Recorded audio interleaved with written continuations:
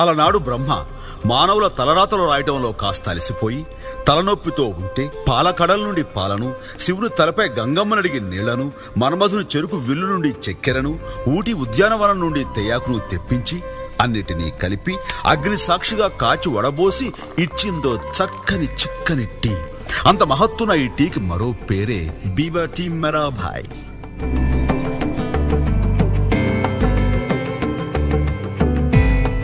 నమస్తే folks, welcome to my channel. Folks, మన మాటలు తీసుకునే నిర్ణయాలు కఠినంగా ఉన్నాయంటే మన జీవితంలో జరిగిన సంఘటనలు, తగిలిన ఎదురు దెబ్బలే కారణం.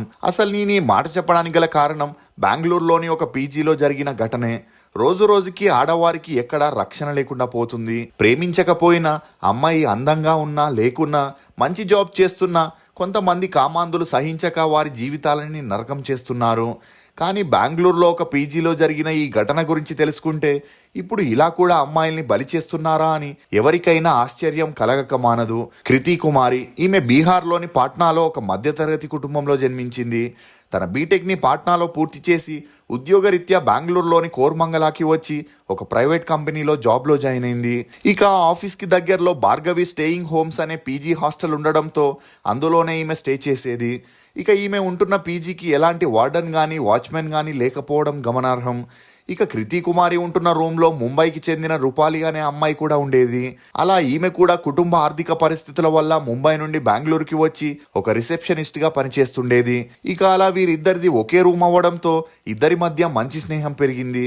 ఇదిలా ఉన్నప్పుడే రూపాలి ఒకసారి పబ్కి వెళ్ళినప్పుడు అక్కడ భూపాల్కి చెందిన అభిషేక్ అనే సాఫ్ట్వేర్ జాబ్ చేసే వ్యక్తిని కలవగా వీరిద్దరికీ మంచి పరిచయం పెరిగి ఆ పరిచయం కాస్త నిదానంగా సన్నిహిత్యంగా మారి డేట్ చేయడం మొదలెట్టారు. అలా కలిసిన కొన్నాళ్ళకే లివింగ్ టుగెదర్లో ఉండాలని డిసైడ్ అయి ఒక హౌస్ని రెంట్కి తీసుకోగా అప్పటి నుండి రూపాలి పీజీని ఖాళీ చేసి అభిషేక్తో ఒకే ఇంట్లో ఉంటూ వచ్చింది. అలా కొన్ని నెలలు అన్నీ బాగానే సాగినప్పటికీ కొన్ని అనివార్య కారణాల వల్ల కంపెనీ వారు అభిషేక్ చేస్తున్న జాబ్ నుండి తీసేయడం జరిగింది. దీంతో అప్పటి నుండి రూపాలికి వచ్చే డబ్బులతో అభిషేక్ ఎప్పుడు తాగుతూ పబ్స్ అని ఎంజాయ్ చేస్తుండేవాడు. ఇక అలా రూపాలి అభిషేక్ని జాబ్ గురించి అడిగినప్పుడల్లా తను ట్రయల్స్లో ఉన్నానని, త్వరలోనే వచ్చేస్తుందని నమ్మించి రూపాలిని అన్ని విధాలుగా వాడుకునేవాడు.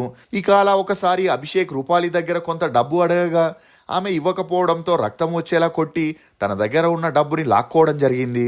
ఇక అలా రోజు రోజుకి అభిషేక్ టార్చర్ ఎక్కువ అవడంతో తట్టుకోలేని రూపాలి అభిషేక్తో ఉండకూడదని డిసైడ్ అయి తన బెస్ట్ ఫ్రెండ్ అయిన కృతి కుమార్కి కాల్ చేయగా ఆమె వచ్చి రూపాలిని తను ఉంటున్న పీజీకి తీసుకెళ్లడం జరిగింది.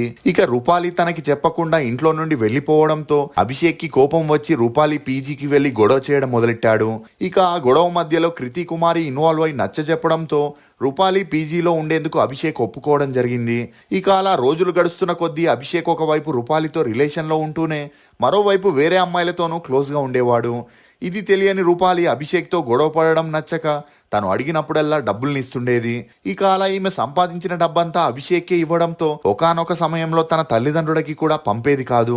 దీంతో వారు కూడా రూపాలిని తిట్టడంతో అప్పటి నుండి అభిషేక్ని కాదనలేక మరోవైపు తల్లిదండ్రులకి సర్ది చెప్పుకోలేక తనలో తానే కుమిలిపోతూ ఉండేది.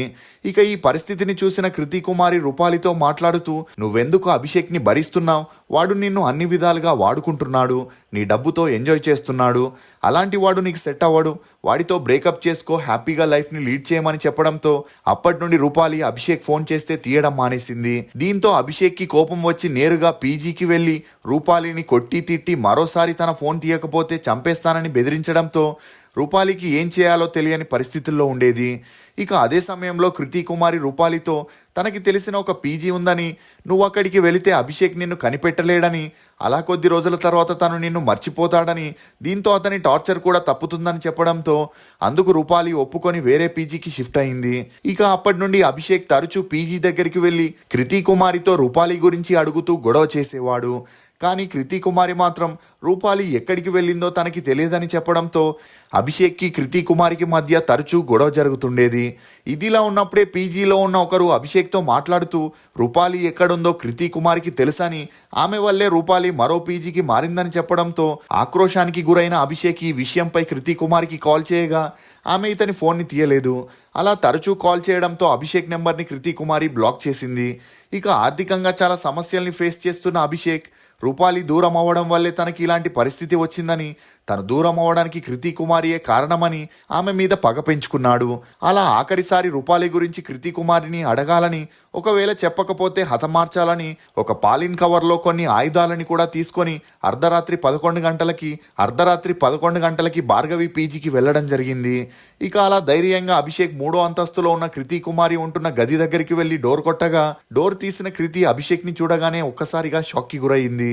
ఇక అలా రూమ్ లోకి పిలవగా లోపలికి వెళ్లిన అభిషేక్ రూపాలి గురించి అడగగా అందుకు కృతి కుమారి తనకి రూపాలి గురించి ఎలాంటి వివరాలు తెలియదని చెప్పడంతో అప్పటికే బాగా మద్యం తాగి ఉన్న అభిషేక్ రూమ్లో కృతితో గొడవ స్టార్ట్ చేసి కత్తి తీయడంతో భయపడిన కృతి డోర్ తీసుకొని బయటకు పారిపోయేందుకు ప్రయత్నించగా అప్పటికే ఒక చేత్తో ఆమె జుట్టుని మరో చేత్తో కత్తిని గట్టిగా పట్టుకోవడంతో కృతి కుమారి భయంతో అరిచిన ఆ పీజీలో ఉన్న ఏ అమ్మాయి బయటికి రాలేదు. ఇక అలా కత్తితో విచక్షణారహితంగా దాడి చేయడంతో కృతి కుమారి అక్కడికక్కడే కుప్పకూలింది. అయినా కూడా అభిషేక్ అక్కడే ఉండి రూపాలికి కాల్ ట్రై చేయగా ఆమె ఫోన్ లిఫ్ట్ చేయకపోవడంతో మళ్ళీ ఆవేశంతో అభిషేక్ కృతి కుమారి దగ్గరికి వచ్చి మరలా ఆమె మీద దాడి చేశాడు. దీంతో తీవ్రంగా గాయపడిన 24 ఏళ్ల కృతి కుమారి అక్కడికక్కడే ఈ లోకాన్ని వదిలి వెళ్ళిపోయింది.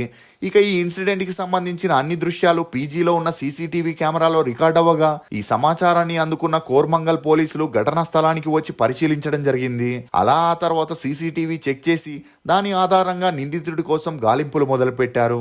ఇక అలా కృతి కుమారిని కడతీర్చిన తర్వాత అభిషేక్ తన ఊరైన మధ్యప్రదేశ్ లోని భోపాల్కి పరారైనట్లు తెలిసింది. ఎలాగోలా అతని అడ్రస్ వివరాలని తెలుసుకున్న పోలీసులు భూపాల్కి వెళ్ళగా జూలై 28 ఆదివారం రోజున అభిషేక్ ని అరెస్ట్ చేసి బెంగళూరుకి తీసుకురావడం జరిగింది.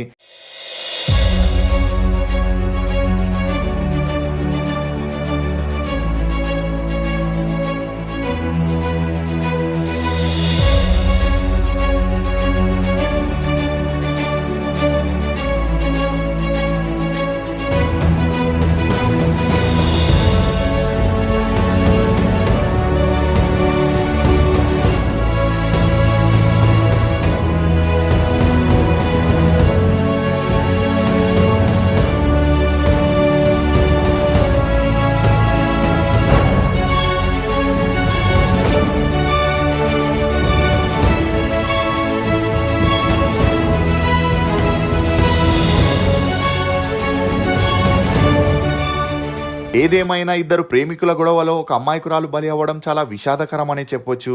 ఈ ఇన్సిడెంట్ లో తప్పెవరదని మీరు అనుకుంటున్నారో మీ అభిప్రాయాన్ని కమెంట్ సెక్షన్ లో తప్పకుండా తెలియజేయండి. ఫోక్స్, మంచికి ఎంత దగ్గరైతే మనశ్శాంతికి అంత దూరం అవుతాం. ఎందుకంటే మనుషులందరూ ఒకేలా ఉండరు, ఎప్పుడూ కూడా ఒకేలా ఉండరు. ఇది ఫోక్స్ కృతి కుమారి ఇన్సిడెంట్ పై కొన్ని నమ్మలేని నిజాలు. ఈ వీడియో మీద మీ అభిప్రాయాన్ని కమెంట్ సెక్షన్ లో తప్పకుండా తెలియజేయండి. రుచికరమైన మరియు ఆరోగ్యకరమైన బేబర్ టీ కోసం బేబర్ వెబ్సైట్కి వెళ్ళి ఆర్డర్ చేసుకుంటారని ఆశిస్తూ for more interesting videos please subscribe to CR voice. Thank you.